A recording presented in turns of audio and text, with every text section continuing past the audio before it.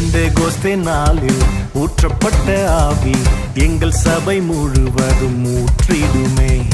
ஏலியாவின் நாளில் இறங்கிய ஆவி எங்கள் தேசம் முழுவதும் இறங்கிடுமே. முழங்க